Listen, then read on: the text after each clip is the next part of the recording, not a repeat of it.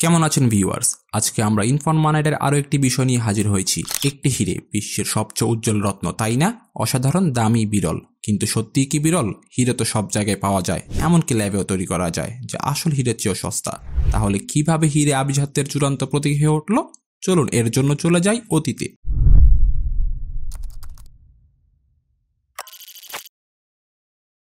সালটা 1869। দক্ষিণ আফ্রিকায় বিশাল এক হিরে পাওয়া যায়।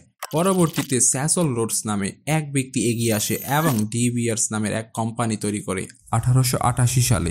সমস্যা হলো হিরে অনেক বেশি হয়ে যাচ্ছিল, যার ফলে দাম বাড়ানোর জন্য রথচাইল্ড ফ্যামিলির সাহায্যে প্রায় সব খনি কিনে নেয় এবং বাজার নিয়ন্ত্রণ করতে শুরু করে। বলে রাখা ভালো, একচেটিয়া নিয়ন্ত্রণ মানেই দাম বাড়ানো সম্ভব। কিন্তু শুধু দাম বাড়ালেই হবে না, মানুষকে বিশ্বাস করাতেও হবে যে হিরে মানেই বিলাসিতা। 1930-এর দশকে এনডব্লিউইআর অ্যান্ড সন নামক বিজ্ঞাপন সংস্থার মাধ্যমে ডায়মন্ডস আর ফরএভার স্লোগান চালু করে ডিভিয়ার্স। তারা সেলিব্রিটিদের দিয়ে হিরে পরিয়ে বাজারে একটি নতুন নেশা ঢুকিয়ে দেয়। বিয়ের আংটি মানেই হিরে, ভালোবাসার প্রতীক মানেই হিরে। বিশ্বের সবচেয়ে দামি হিরে হলো পিঙ্ক স্টার, 59.6 ক্যারেটের। এটি পাওয়া যায় দক্ষিণ আফ্রিকার খনি থেকে এবং ডিভিয়ার্স কোম্পানি এটি উত্তোলন করেছিল 1999 সালে।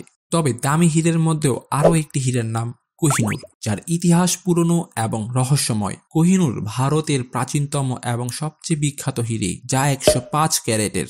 এটা সম্ভবত প্রথম পাওয়া যায় 1300 শতাব্দীতে গোলকোন্ডা অঞ্চলে, যা ভারতের তেলেঙ্গানা রাজ্যে। ক্ষমতার পালাক্রমে 1850 থেকে এখন পর্যন্ত তা ব্রিটিশ সাম্রাজ্যের অন্তর্গত।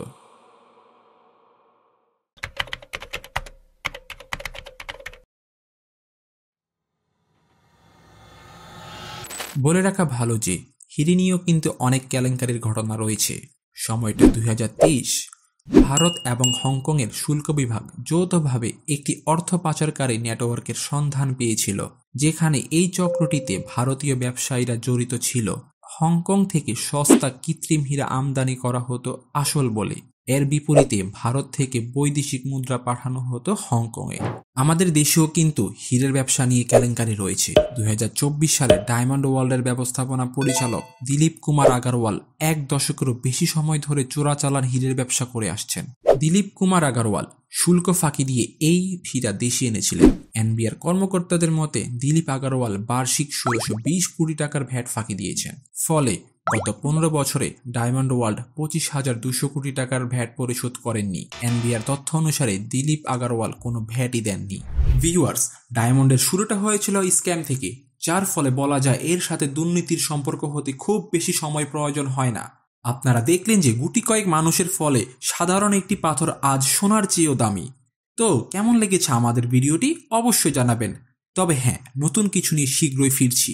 ধন্যবাদ।